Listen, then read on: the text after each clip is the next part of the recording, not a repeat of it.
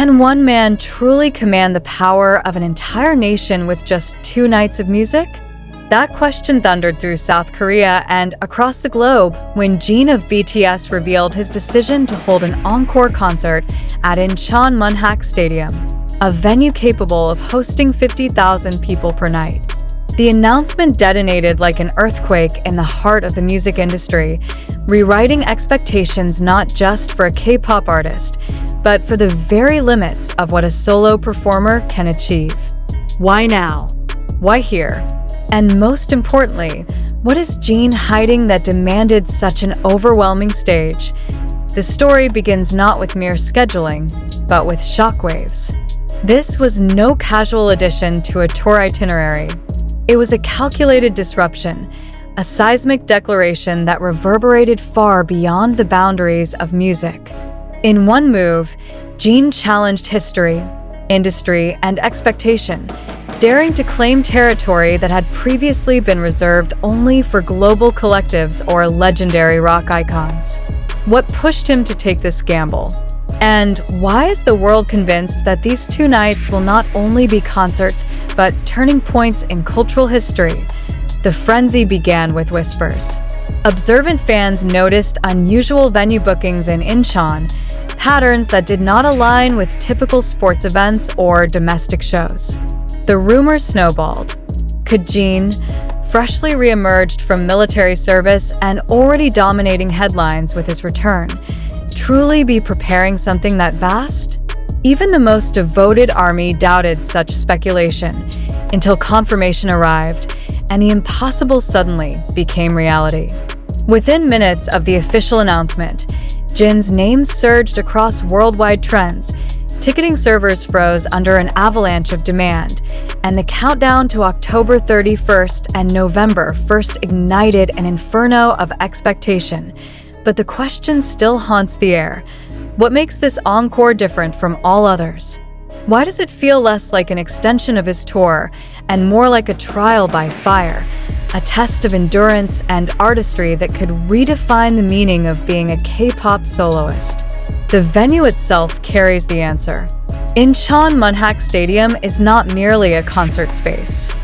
It is a cultural battlefield, a monument to historic athletic feats, national pride, and the moments that etch themselves permanently into collective memory. For Jin to choose this arena is no accident.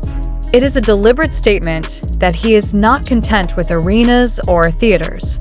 He is staging a confrontation with scale itself, and yet, behind the logistics lies something far more personal. This is not just about numbers, records, or firsts. This is about Jin's unshakable bond with his fans, a bond forged in vulnerability and tested in absence. His recent performances have been heavy with emotion, tears on stage, confessions whispered through microphones, messages that feel as much directed at his fellow BTS members as at the millions watching. Jungkook's absence at critical moments still lingers in the minds of fans, fueling speculation that this encore may not only deliver music but also unveil messages, unspoken truths, reconciliations, or farewells that demand a platform of such extraordinary magnitude. Is this why the encore had to happen now? Could Jin be preparing a revelation so personal that only a stage this vast could contain it? The timing itself is shrouded in symbolism. October 31st and November 1st, 2 dates that align with Halloween and its aftermath. Are these coincidences or are they clues? Fans already whisper of possible thematic performances, dramatic visuals, and darker artistic explorations befitting the season. Could Jin transform Incheon into a stage of shadows and revelations, weaving cultural resonance into a spectacle that transcends performance? Or is the season simply a backdrop, a reminder that the encore itself is less a concert and more an act of confrontation between past and future, vulnerability and strength, individual and collective memory? The economic impact is already unfolding like ripples after a storm. Hotels across Incheon report full bookings weeks in advance. Airlines brace for surges as international fans chart flights from Asia, Europe, and the Americas.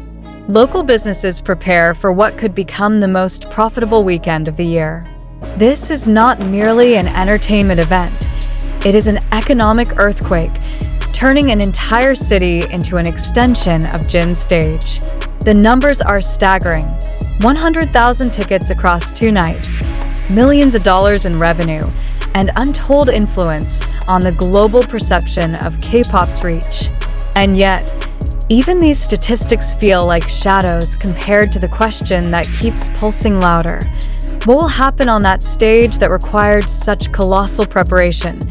Fans dissect every silence, every cryptic post, every absence of detail. Jin has promoted the Encore with almost nothing. Minimal posters, bare announcements, no elaborate campaigns. The silence itself is strategy.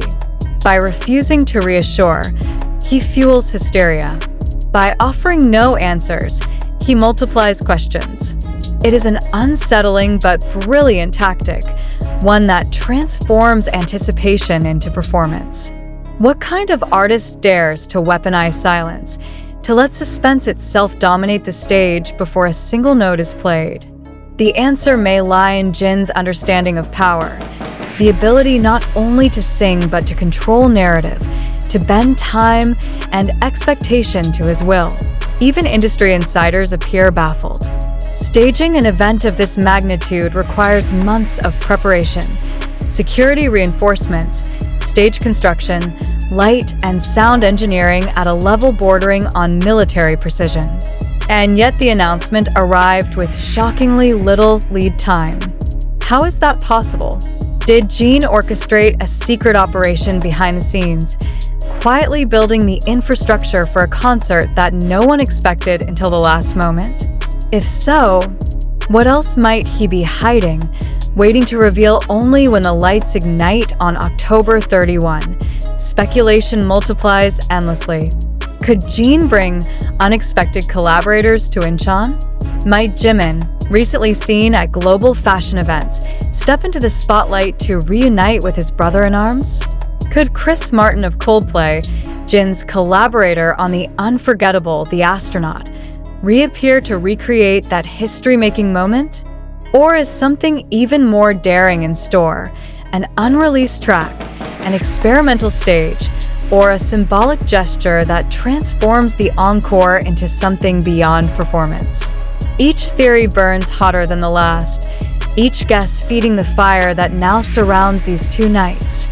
And yet, beneath the noise, a deeper truth emerges. This is not simply an encore. It is a rewriting of history. Jin positions himself as the first K-pop soloist to hold consecutive stadium concerts of this magnitude in South Korea. That symbolism cannot be overstated. It is a declaration that the era of waiting is over, that one man alone can carry the weight of expectation once reserved for 7. He does not extend his tour. He escalates it. He does not follow tradition. He breaks it. The countdown continues, and with it, the tension grows unbearable. The world watches, not merely to hear songs, but to witness whether Jin can withstand the storm he has created. Can one man hold 50,000 people in his hands, not once but twice, without faltering? Will the Encore reveal collaborators, confessions, or hidden chapters of a career already steeped in history?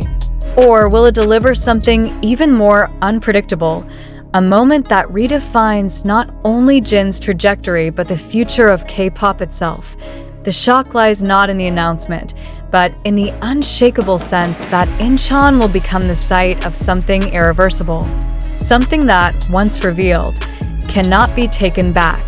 Something that will echo not just across fandom, but across generations. The only certainty is this.